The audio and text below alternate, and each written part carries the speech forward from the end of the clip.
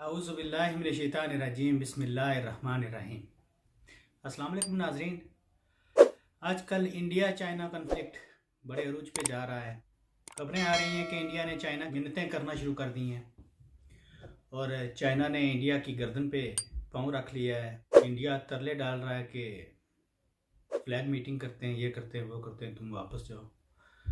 बहरहाल चाइना किसी सूरत में भी पीछे हटने को तैयार नहीं है। इंडिया ने अमेरिका से रब्ता किया है और कहा है कि इस मुश्किल सूरत हाल में वो उसकी मदद को आए। कोरोना वायरस ने बहुत से मुल्कों की जो ताकत है उसके ऊपर से जो पर्दे पड़े हुए थे वो उतार दिए हैं। चाइना जहाँ से ये वायरस इनिशिएट हुआ था उसने बहुत जल्द इसको कंट्रोल कर लिया, जबकि वेस्टर्न कंट्रीज़ और अमेरिका इससे लड़ने में बुरी हद तक नाकाम हुए हैं।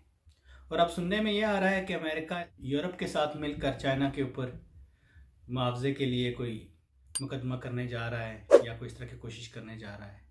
अमेरिका और यूरोप के लोग ज़हीन हैं, ऐसा वो पहली दफ़ा नहीं कर रहे। दूसरी जंग अज़ीम में यहाँ के जो ज्यूज़ थे उन्होंने जर्मनी से अच्छी खासी कंपनसेशन वसूल की थी और अमेरिका और वेस्टर्न यूनियन ये सोच रहे हैं कि शायद उनकी कंपनसेशन इतनी बनेगी कि चाइना की इकोनॉमी क्रिपल कर जाएगी। लेकिन दूसरी तरफ चाइना है वो ये समझता है कि कोरोना वायरस के फैलाव का सबब अमेरिकन फ़ौजी बने और उनके पास सबूत भी हैं। अमेरिका ने इब्तदाई तौर पर इस बारे में सोचना शुरू कर दिया है कि चाइना के जो भी स्टूडेंट्स अमेरिका में पढ़ रहे हैं शायद उन्हें मुल्क बदल कर दिया जाए, वापस भेज दिया जाए उनके वीज़े ख़त्म करके। स्टूडेंट्स जिस मुल्क में भी पढ़ते हैं बेसिकली फ़ायदा उसी मुल्क की इकोनॉमी को होता है। अगर अमेरिका चाइनीज़ स्टूडेंट्स को वापस भेजना चाहता है तो चाइना में इतना दम हम है कि वो अगर चाहें तो उनकी वापसी से पहले वो अपने मुल्क में नई यूनिवर्सिटी बना सकते हैं। उनके लिए 1 क्या 10 यूनिवर्सिटीज़ बना सकते हैं। अगर अमेरिका ये समझता है कि स्टूडेंट्स को वापस भेज के को चाइना का कोई बहुत ज़्यादा नुकसान कर लेगा तो ये भी बड़ी नामाकूल बात है। यानी दुनिया की सुपर पावर अब वो इस हालत को पहुंच गई है कि वो बदला लेने के लिए स्टूडेंट्स को वापस भेजेगी और उनके ख्याल में शायद ये कोई ऐसा इकदाम है जिसकी वजह से चाइना को कोई बहुत ज़्यादा नुकसान हो जाएगा। वो कहते हैं कि एक चौधरी था तो उसके साथ किसी की लड़ाई थी, दूसरे जो गुंडे थे वो चौधरी के घर आ गए तो चौधरी ने डेरे पे ना कुछ ख्वाजा सरा भी रखे हुए थे। चौधरी ने ख्वाजा सराम को जमा किया और उन्हें कहा कि आप ऐसा करें कि जब वो गुंडे आए तो फिर आपने लड़ना है उनके साथ, आपकी मदद की ज़रूरत है। तो ख्वाजा सराम का जो गुरु था ना उसने ये कहा कि चौधरी साहब जे गल साढ़े ते आ गई है तो फिर हुण तुसीं सुलह कर लो तो बेहतर है। तो अमेरिका की भी यही सूरत हाल है कि स्टूडेंट्स वापस भेजने से क्या फ़र्क पड़ेगा। अगर इतनी चबल मारने पे अमेरिका उतर आया है तो इससे बेहतर है कि वो चाइना से सुलह कर ले और मान ले कि वो अब सुपर पावर नहीं रहा, चाइना जो है वो नई सुपर पावर है। जहाँ तक है यूरोपियन यूनियन के साथ मिल के मुआवजा लेने का अपने नुकसानात के हवाले से, तो यूरोपियन यूनियन तो पहले ही मिल के ये फैसला करने में मसरूफ़ हैं कि दुनिया अब यूनिपोलर नहीं रही। चाइना एक उभरती हुई ताकत है और यूरोप संजीदगी से इस बारे में सोच रहा है कि उन्हें किस तरफ जाना चाहिए, चाइना की तरफ या अमेरिका की तरफ। अब चाइना और इंडिया की इस लड़ाई में इंडिया ने बिल्कुल ही घुटने टेक दिए हैं। अगर देखा जाए तो असूली तौर पर उन्हें कोई सर्जिकल स्ट्राइक करनी चाहिए चाइना के अंदर, क्योंकि पाकिस्तान में वो सर्जिकल स्ट्राइक्स करने का दावा करते भी रहे हैं और आए दिन धमकियाँ भी देते रहते हैं। मज़ा तो तब है न कि अब उनके पास बेहतरीन मौका है कि अपने से बहुत बड़े दुश्मन पे वो सर्जिकल स्ट्राइक करें और दुनिया को ये साबित कर दें कि चाइना कुछ भी नहीं है, इंडिया खित्ते का बहुत बड़ा ठेकेदार है और एक उभरती हुई माशी और फौजी ताकत है। लेकिन इंडिया ऐसा नहीं कर रहा है, इंडिया बिल्कुल ही लेट गया है। अमेरिका ने यह भी कहा है कि शायद वो तिब्बत को एक अलहदा मुल्क तस्लीम कर ले, जिसकी वजह से चाइना की इंडिया तक रसाई को काफ़ी हद तक नुकसान पहुंचेगा। लेकिन जो भी हो, सूरत हाल आहिस्ता आहिस्ता वाज़ेह होगी।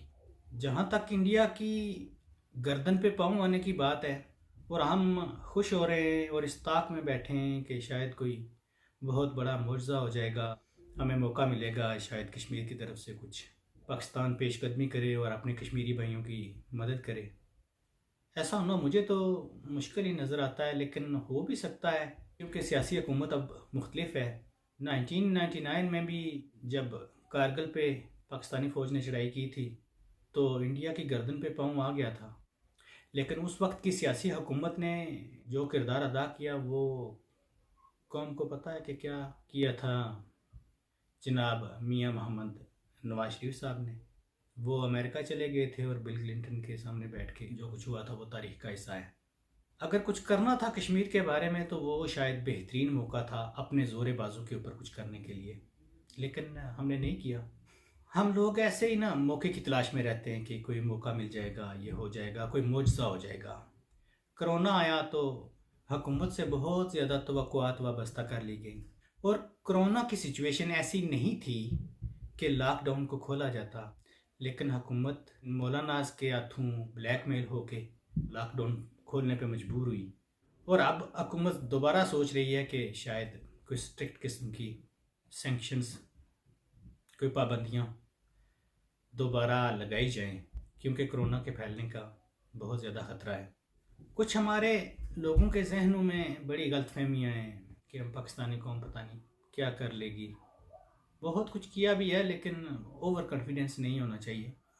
हम ये दावा करते हैं कि हम सबसे ज़्यादा चैरिटी देते हैं, ये करते हैं, वो करते हैं। लोग अपने तौर पर दूसरे लोगों का ख्याल भी रखते हैं, ऐसी बात नहीं है, लेकिन कुछ गलतफहमियाँ भी हमने पाली हुई हैं अपने जहन में, ज़्यादा खुशफहमी का शिकार रहते हैं।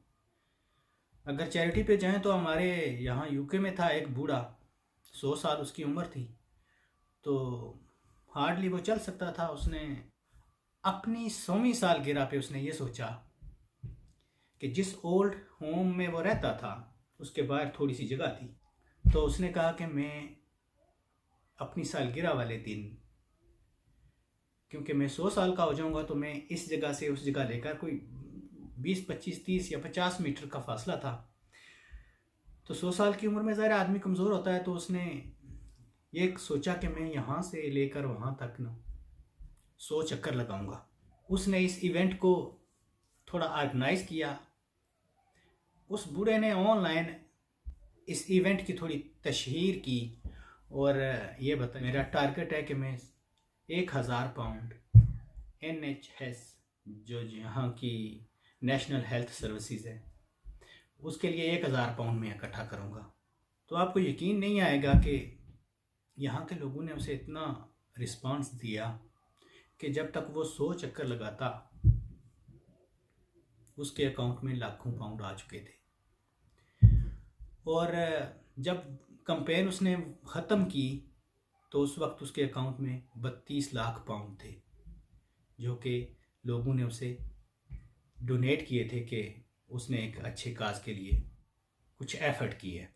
जहाँ तक लोगों की मदद का ताल्लुक है तो मैं यहाँ तकरीबन 2.5 महीने से बेरोज़गार हूँ, घर पे बैठा हुआ हूँ, लेकिन सिस्टम इन्होंने बनाया हुआ है ऑनलाइन जाके सिर्फ 5 मिनट का प्रोसेस था, वो किया है तो उन्होंने मुझे बता दिया है कि तुम एलिजिबल हो कि तुम्हारी फाइनेंशियल सपोर्ट की जाए। जितने पैसे मैं कमाता था उसका 80% मुझे बग़ैर किसी मिन्नत के उन्होंने दे दिया। अब 80% मेरे लिए बहुत बड़ी रकम थी, क्योंकि अगर मेरे पास फाइनेंशियल सपोर्ट ना होती इन 2-2.5 महीनों में तो मेरे लिए सर्वाइव करना मुश्किल था। वज़ीर-ए-आज़म इमरान खान साहब ने भी एक बहुत अच्छा कदम उठाया कि गरीब लोगों के लिए इंतज़ाम किया कि उन्हें माली तौर पर मदद फराहम की जाए। जैसे तैसे ये हुआ सब कुछ, लेकिन गरीब लोगों को मदद दी गई, कम या ज़्यादा। पाकिस्तान ने अपने रिसोर्सेज के अंदर रह के मदद करनी थी, लेकिन मुल्क की तारीख में पहली दफ़ा ऐसा हुआ है किसी हुकूमत ने इतनी संजीदगी से आवाम के बारे में सोचा है। हम चाहते हैं कश्मीर आज़ाद हो, हमारी सड़कें बने, हमारी तालीम का निज़ाम ठीक हो, ये हो वो हो, लेकिन ये नहीं सोचते कि हम टैक्स कितना देते हैं। अगर मुझे कुछ पैसे मिले हैं तो उसकी वजह सिर्फ ये है कि मैं अपना टैक्स रिटर्न भरता हूँ, थोड़ा या ज़्यादा मैं एक टैक्स पेयर हूँ, तो उसकी वजह से मुझे मदद मिली है। लेकिन पाकिस्तान की 20-22 करोड़ आबादी में से सिर्फ 8 या 10 लाख लोग टैक्स पेयर हैं, और उनमें से भी ज़्यादातर वो हैं जो कि सरकारी मुलाजिम हैं। उनका तो टैक्स एट सोर्स कट जाता है, और बाकी जो बिजनेसेस हैं लाखों कमाते हैं, पे कुछ भी नहीं करते। तो मुल्क कैसे आगे आगे बढ़ेगा? मुल्क के पास रिसोर्सेज कहाँ से आएंगे? आपकी सड़कें कैसे बनेंगी? आपके स्कूल कैसे इम्प्रूव होंगे? जो मर्जी हुकूमत हो, हुकूमत की बात कोई सुनने के लिए तैयार नहीं है। हुकूमत कभी मजहबी लोगों से ब्लैकमेल हो रही होती है, कभी ताजर बरादरी से ब्लैकमेल हो रही होती है, कभी वकीलों से ब्लैकमेल हो रही होती है, कभी सियासतदानों से ब्लैकमेल हो रही होती है। ऐसा क्यों है? जिस दिन हमने सोच लिया कि तरक्की करने का राज क्या है, उस दिन हमें किसी चाइना या अमेरिका की ज़रूरत नहीं पड़ेगी। मैं ख़ुद कश्मीरी हूँ, और मुझे पता है कि आज़ादी के लिए शायद कश्मीरियों को ही लड़ना पड़ेगा। आज़ादी कोई आपको खैरात में नहीं देगा। दुनिया अपने अपने मफादात के लिए लड़ रही है। पाकिस्तान का सी पैक चाइना बना रहा है, बाशा डैम का जो प्रोजेक्ट है वो चाइना के पास है, और चाइना अपने माशी मफादात को सिक्योर करने के लिए इंडिया के साथ फेस टू फेस है। जब हम माशी तौर पर मजबूत हो जाएंगे तो हम इस काबिल हो जाएंगे कि दुनिया हमारी बात सुने और इंडिया भी हमारे आगे घुटने टेक दे। इंडिया को लड़ने का बहुत शौक़ है। अगर इतना ही शौक़ है तो अब चाइना से लड़े। अमेरिका जो इराक़ के ऊपर चढ़ दौड़ा था कि हम इराक़ के पास वेपन ऑफ मास डिस्ट्रक्शन है, तो उसने बगदाद की ईंट से ईंट बचा दी थी, लाखों बच्चे मार दिए थे मासूम, लेकिन कोई भी वेपन ऑफ मास डिस्ट्रक्शन बरामद नहीं हुआ था। और अगर बायोलॉजिकल वेपन चाइना ने इस्तेमाल किया है और अमेरिकन इकोनॉमी का बेड़ा गर्क कर दिया है, तो वेपन ऑफ मास डिस्ट्रक्शन का तो सिर्फ डर था, ये बायोलॉजिकल वेपन तो इस्तेमाल हो चुका है।